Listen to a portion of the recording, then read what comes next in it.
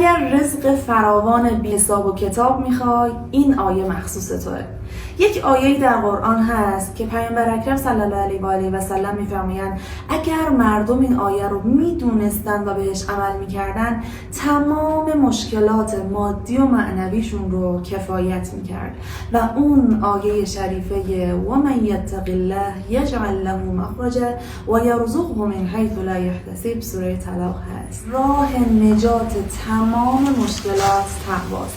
کسی که به جای اینکه با میل خودش زندگی بکنه، با کتاب خدا و دستورات کتاب خدا زندگی بکنه، راه نجات برای تمام مشکلات مادی و معنویش رو خدا جلوی پاش قرار میده و از اونجایی که فکرش رو نمیکنه مشکلاتش حل میشه و رزق مادی و معنوی کثیر پیدا میکنه. اگر شما هم دوست دارید منزلتون رو منور بکنید به این آیات شریفه قرآن، کپشن رو بخونید.